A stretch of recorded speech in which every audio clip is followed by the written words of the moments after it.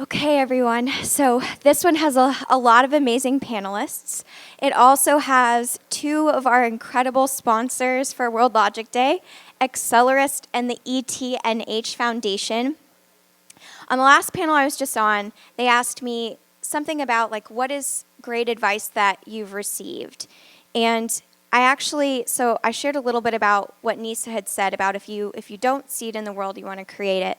But one of the things that I actually learned from Sarah Truebridge last night is I asked her, they recently just launched their philanthropic initiative called the ETNH Foundation, and I asked her and her sister, why did you do this? And her response was really beautiful. It was sort of to the effect of, because I didn't want to think about what would happen if I didn't, right? And she she turned to Chris and I and she was like, we got no a lot. People said, Sarah, you can't do that. Sarah, you can't, go into education after going into policy. Why are you doing that, right? And it really stuck with me, and I think it embodies a lot of these panelists. This concept of when you're told no, it might mean that you're onto something. So with that, I'm going to announce Kayla Colliard, our partner with United Nations Sustainable Development Solutions Network and the SDG Academy. She got on a flight at 4:50 a.m. out of New Jersey to be here. Brittany Hill, the founder and CEO of Accelerist and one of our major sponsors here today. Amanda Abram, it is Abrom, just for clarification, the head of the United Nations Global Schools. Commissioner Sarah Soy, I believe she is one of the youngest commissioners appointed in New Jersey. Sarah Truebridge, the founder of EdLinks and the co-founder of the ETNH Foundation. Sarah Burns, who traveled here from London. Who traveled here from South Africa. The founder and CEO at Nia Africa. Jesse Metcalf, and longtime Austin friend and supporter. Her LinkedIn title is really fun. Compassionista Strategy, U.S. State and Local Government at Amazon Web Services. And Britt, I think that's everybody. Did we get everyone? Okay, all right. Here we go. Not working. Okay, now it is. Hi, everyone. Like Chelsea said, my name is Kayla Colliard. I'm from the UN Sustainable Development Solutions Network. In this panel, we're going to be talking about using logic both in the education space and also in the private sector space. So we're kind of going to split it up to hit those both sectors. As you all know, partnership and collaboration is very important for measuring impact. So these three ladies over here will help me kind of lead the education topic. And it's Amanda Abram, Commissioner Soy, and Sarah Truebridge. So I'll have two questions for them. And then we'll kind of pass it off to Brittany to lead that second part. So for the first question, maybe I'll hit it to you first, Commissioner Soy. How can we infuse logic into education systems from the grassroots to the policy level? So as someone who got started off on the Board of Education at 22 years old, it's something that's very near and dear to my heart. What I really do is I try to listen to the people, first of all. So I think that a big segment that's missed is the student voice. They're there every single day, and to really get that feedback for what's going on campus, what they would like to learn about, and making sure that we carve the curriculum to industries of tomorrow.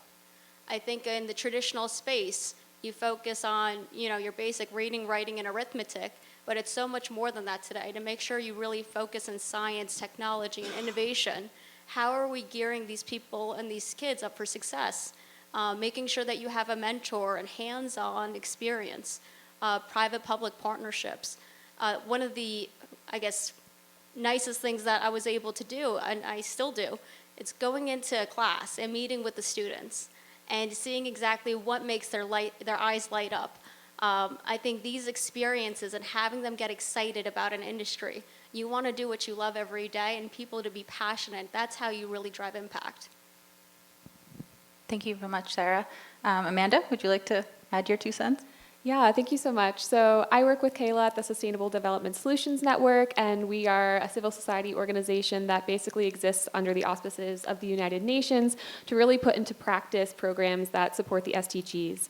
So I manage a network of primary and secondary schools called the Global Schools Program. We have about 1.5 million students in the network and across 90 countries. And what we do is teacher training, so really trying to give teachers the skills on pedagogy and the skills on sustainable development literacy, what will really help them empower their students to be the change makers of tomorrow. And what we've seen is some incredible impact from working at the grassroots level with teachers. We've seen schools in Tanzania actually report back to us that student attendance has increased because now they are looking at transformative pedagogy that supports the SDGs. We've seen schools in Cameroon actually tell us for the first time that now girls are allowed to become class presidents now that they've worked on SDG 5 in the classroom. And what we did see, though, is even though there's been a lot of grassroots changes, it's also really important to look at the policy level, as you said, Kayla. So we're also working on a couple of research programs and working with local researchers and universities in Ghana and Morocco and Turkey to really help them do needs assessments of curriculum to see what's already existing that supports sustainable development so we can kind of approach education and changing education from the grassroots and policy side. Thank you for that, Amanda. And Sarah, I know you have much to say about both the grassroots level and also the policy level, so would love to hear what you have to say. Hi, I'm Sarah Truebridge, and I'm a partner in family office. I also started a EdLinks ecosystem, which has a for-profit arm and a non-for-profit arm, and called ETNH Foundation. And I guess what I would like to add about we're talking about education, logic, policy, and I work really hard not to segregate and silo. My world is co-creating and bringing people together. And just for a little background, I want to just share that I reside in policy, practice, and research. I started as the legislative analyst for education in the New York State Senate. And I wrote legislation. And what happened was I then got appointed by Mario Cuomo, who was then the governor of New York State. I got appointed as special assistant to the Secretary of State. And I was, again, doing education, a lot of work with women's issues. And I get a call one day, Sarah, you know that legislation you wrote? This is how it's being implemented. And they were bastardizing it. I walked into the Secretary of State's office and said, I quit. I'm going to be a second grade teacher. So I left a high profile position being young, became a second grade teacher. Fast forward, before SEL, social emotional learning, I was always having class meetings. My principal said to me, you love the children too much. What did I do? I left, just like I did the other. And I said, I'm going to be a researcher. I'm going to get my doctorate to prove that the way to a child's head is through their heart. That's now what I do. And I work with an incredible team, and we work from a place of love. And I just pull everything, try really hard to make dreams come true and pull everything together. Thanks, Sarah. I guess I'm going to actually give you the second question while we're, in addition to love, and using logic, how do you think about logic when it comes to working with your students as well as other educators? I love that question because when people are asked about logic, the first thing that comes to mind is something very concrete, sequential, logic. And the fact of the matter is that some of our most incredible innovations come from people who've been inspired with awe and wonder, empathy, compassion. And I love today hearing so much from panelists all throughout the day and meeting people all throughout the day who are really bringing forth a new definition of logic. I mean, it really embraces, again, the heart. That's where I reside. And I think, thank you for that. I think that's a really important question, so thank you for asking that. Yeah, anytime. Thank you for answering it so honestly. Commissioner, would you like to speak to that, how you think logic is used when you work with students and educators? So going back to just being in a school and, channeling what Sarah's saying for that hard work that we do. Spoke at the Michelle Obama School, and they highlighted powerful women in politics.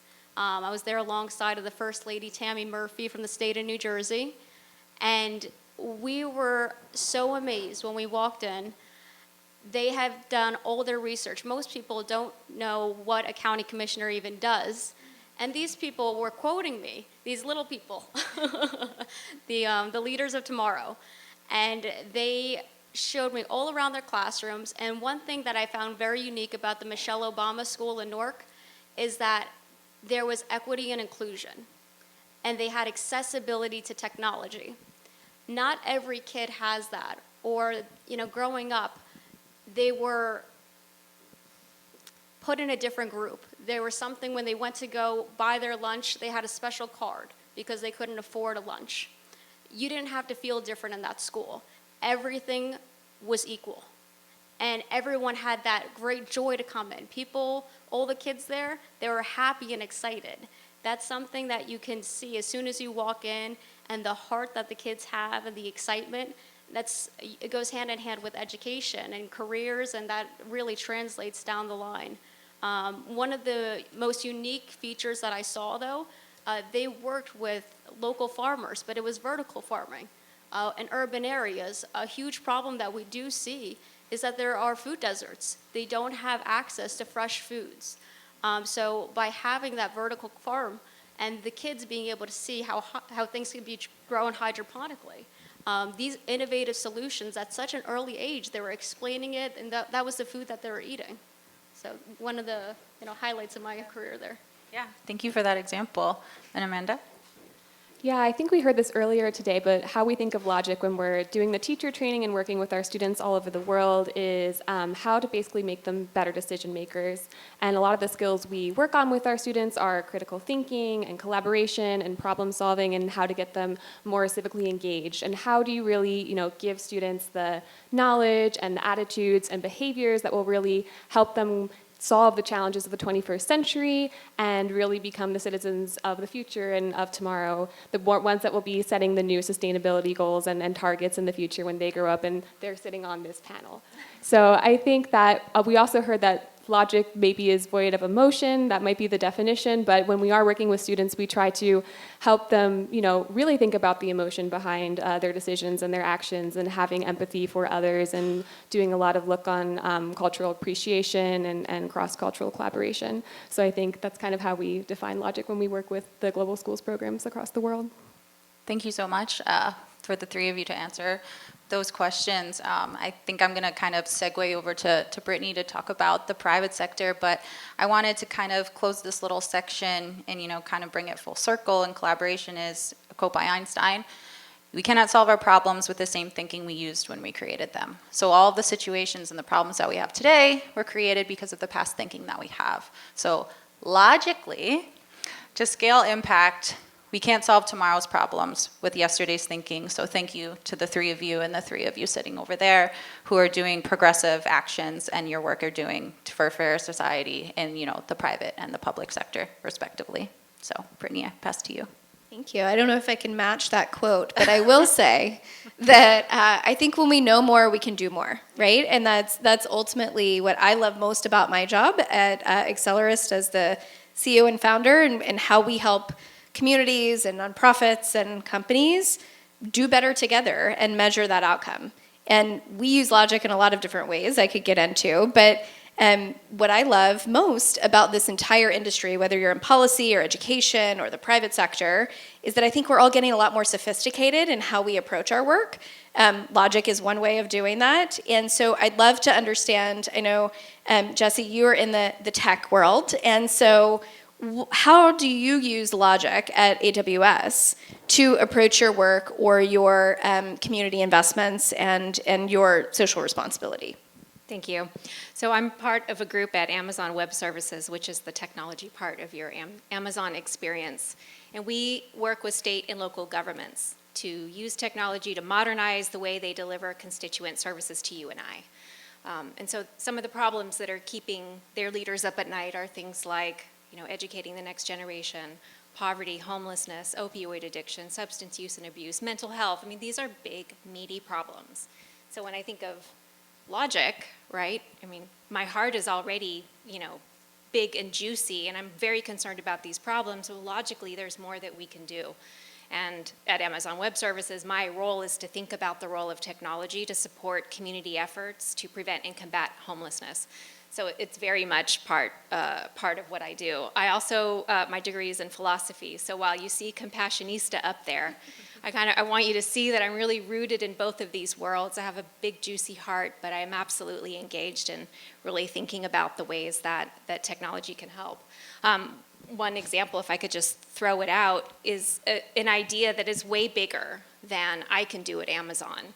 And it's the problem that people experiencing homelessness often have, and it's not unique to people experiencing homelessness, but if they don't have their vital records with them, they actually can't complete the process for applying for housing. Things like birth certificates, proof of veteran status, it might be their proof of disability, but without those documents, again, they actually can't get into housing. And so what if we had a much better way of being able to demonstrate eligibility for the programs that governments have created and laid out to help individuals when they're in a crisis, being able to present those documents digitally in a digital vault or a digital locker, and then finding much better ways to electronically verify these elements rather than asking someone to hold these documents in their backpack, right? Imagine, right, someone in an encampment, that backpack's gonna get lost or stolen or washed away in a flood or thrown in the trash when their encampment is cleaned out. But wait, there's more. And it's all logic. I know your big juicy hearts are full right now and you're all a room of Compassionistas, but there's so much more that we can do for that group. People come into homelessness for a lot of different reasons. 20,000 kids a year age out of foster care, right? You have 250,000 service members transitioning from active military status into civilian status, and that's a challenging transition for people to go through. You have 600,000 people a year reentering society from an engagement with criminal justice. We shouldn't wait until people are experiencing homelessness to think about a better way for them to demonstrate eligibility for programs designed to help them along the way.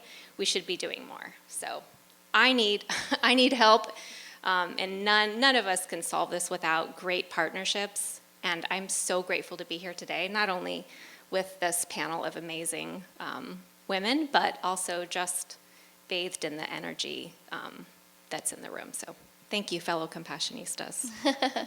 That's amazing. And so kind of shifting gears from private sector and from tech, we've talked a lot and heard a lot about impact investing today. And so as we look at impact investing, Dr. Sarah, I was told I could call you, is that correct? Yes. Can you tell us more about how you use logic in your role from an impact investing perspective?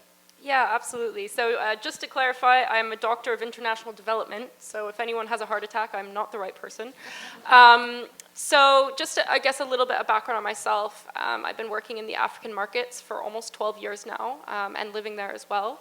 And I started off in the NGO sector, kind of moved into impact investing, and thought that, we weren't really doing this in the best way. We didn't have any research, we didn't know. So I ended up doing a PhD at Oxford as a Rhodes Scholar, focusing on the question of effective impact investing in Africa.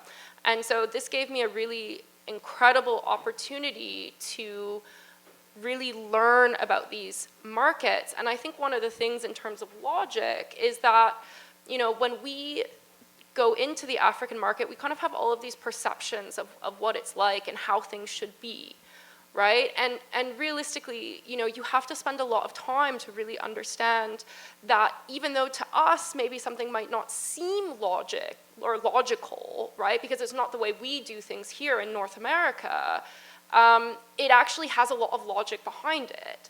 And so, my research was really, really interesting to better understand, where these gaps are, and what is actually working on the ground, which, to be honest, doesn't necessarily work here in the US. And so we really have to think about that. And so just as like a really great example, so now I work with investors, corporations, and funds looking to enter the African market and kind of help them with their impact strategy and how to do that. And so, I had this one investor who wanted to work in a very, very tough market, Liberia, fourth poorest country in the world. They wanted to create a lot of impact. And they were like, I really want to work in agriculture. I want to do fresh veggies. I want to invest in farmers doing fresh veggies.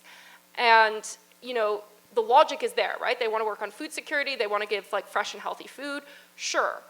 But if you don't have roads that go between the farmers and where people are actually buying food, then logically that investment doesn't actually make sense at that point, right? And that, people are eating different types of food there because of, these kind of barriers that they face. And so I just think, and it was talked about before, right now, the perception of Africa is very different than kind of what it is. And even though, Liberia, there's no roads, fresh veggies, you can definitely go and invest in Kenya or Uganda or Tanzania and do that. And so I think logically we just need to think about investing in these emerging markets differently and learn the local knowledge and the local logic to be able to do that. And so that's a lot of the work that I do. So one of the common themes that I'm hearing across the panel here is that it requires the input from multiple stakeholders to create a sound, logical model or solution, I think, to all of our various and respective audiences that we support. And so I know this is a little bit of a curveball here because we didn't prep for this question, but to kind of put you guys on the hot seat, what's one thing as we look to the future of how logic can improve our worlds? What's the thing that you feel like is missing right now that could be added to that logical puzzle, I guess, to then continue to improve what we're doing? Sarah? Yeah, the word that comes to mind for me is co-create. And I think what Dr. Sarah was talking about, what everybody's talking about is collaborating, co-creating, and including everyone's voice who's a stakeholder in the work that we're doing. And when we're working in education, shame on us if we don't include the students. If we're working in Africa, shame on us if we're not including those who we are working with to learn from them on how we should be doing what we're doing. So the co-creating, coming from a very strengths-based, what's your vision, what's your goal, what's your aspiration? Anyone else? What's missing from your framework right now? I think I'll add to that a little bit, and I think it's so fitting with Logic Tree, and we're actually building material for them right now. But access to knowledge and having that knowledge available. So if you are a business, you're a corporation that wants to go, and we're talking a lot about Africa, but you want to enter the African market. Right now there isn't a lot of knowledge out there of how to do that in an impactful and ethical way. And so I think that type of knowledge is really important that we share, and just not pitching at all, but Nia is doing free educational webinars for investors interested in Africa that have questions, and we have experts from all across the continent coming, so do hit me up if you would be interested in joining. But I think access to knowledge, and that's why things like Logic Tree and even the internet in general can be such a fabulous way to do that. So yeah, I think that is really important. Commissioner? I'd like to add one more thing to that and it's not just the communication and where those roads intersect, but it's also making sure that we have those partners. The first thing I learned getting started is that no one can do the job alone, and it doesn't matter if it's government, the private sector, nonprofit, investors along the way, or the people we're trying to help. It really involves all parties, especially to champion missions of this magnitude, I think that we're all in the room to try to achieve, we have to have these partnerships. And we have such diverse backgrounds that bring so much to the table. Having a meeting of the minds is really critical to have all our goals achieved. Yeah, I was going to add, we work in a lot of countries, so this is somewhat of a generalization, but sometimes we see in education that there's kind of a lack of infusion or a bridge between kind of the bottom-up work that teachers in schools are doing and the top-down approaches. So we see a lot of, great projects and great logical initiatives that teachers are doing on sustainability and on these skills that we've been talking about, but those might get, shut down by their school leadership, or they don't have time because they're not in the curriculum. And on the flip side of that, we might see some great policies passed or curriculum frameworks that are new, that embrace these logical things and the SDGs, but they're not really supported with measures to actually train teachers and infuse these into the education system. So I would say kind of bringing those things together is something in our work that we've seen we're trying to do, and it has been a gap. Jesse, what about you? Partnerships are super critical. You heard me just talk about Digital Locker. Pulling off something like that, which is incredibly transformative, is just one of many examples of systems changes that we know need to happen. They can't happen because tech wants them to happen, because tech is for profit. It can't happen because government wants it to happen because there's 50 states to try to implement something through, and that's as much as 50 countries. You might as well. It has to be this partnership, but those partnerships require a lot of patience and a lot of dedication and a lot of passion. So partnerships. Partnerships, collaboration, co-create, all the things. So with a few minutes left here, how do you guys measure the success of your logic application?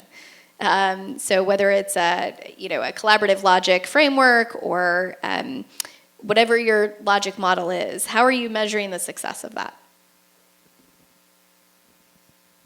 Is it through outcomes? Is it through happy students? Is it through what's your measure of success here? Let me talk about this. No. Okay, well we have 2.5 minutes, No, so we got to just say one thing. I am pushing for a metric of heart rate of return. Oh, I like that. Of talking and creating it as a true metric, where we have metrics for rate of returns, but that's a whole metric that I'm actually working with on and putting out there for the social impact world that we're talking about. I'll love to talk to you all day long about how to measure soft metrics. I think that's actually a really big industry that people are trying to crack, and that's amazing. How do we use logic and the soft metrics and combine them into one? And with all due respect, I try to stay away from identifying soft or hard, because I think it's as important, if not more important, than some of the other measures that are traditionally considered hard. So that's part of my heart-centered work. Fair point. Did you have? Yeah, I'll just very quickly say, when we think about metrics or even outcomes, specifically on the African continent, it's very hard to get data, right? And so we have to look at this a bit differently. And so for me, in terms of, how do we kind of know if we were successful, I think with the work I do, it's, successful on both sides, right? You have a fast-growing business that has healthy and happy founders and employees. In Africa, it's, for one employee, you're generally supporting between 12 and 16 people with that. And so, looking at that and looking at the good, but then also on the investor or corporation side that, they are both doing well and doing good, right? So finding those financial returns, feeling confident with that, and also feeling very good about what they've done. And so, are there metrics for that? Not really. There are kind of, but I think it's more about the story and that kind of long-term growth on both sides, which is really great to see. I would argue there are, because there are metrics for those, and that's actually why we exist at Accelerist. But Jesse, I think you had something to add. Sure. One final is we track homelessness in the United States. We do not have a mechanism to measure homelessness across the globe. There's not a consistent mechanism for that today. And I think if we can get housing and homelessness as one of the SDGs, maybe by 2025, I think that will drive a mechanism where we as a globe can talk about homelessness in our countries and our mechanisms to end it. Well, I personally am always so impressed by all the work that anyone that I'm meeting in this sector is doing every day. As someone put it, we're all working toward the same goal and doing it in a different way. So thank you all on this panel for sharing your experiences and how you approach your work with logic. And we hope that that was helpful to the audience here and inspirational to take different steps and maybe thinking about different ways to approach your work and hopefully to measure the success of it as well, especially against the UN SDG goals. So thank you all for listening, and on behalf of Kayla and I, and we appreciate the time. Thank you so much. Thank you.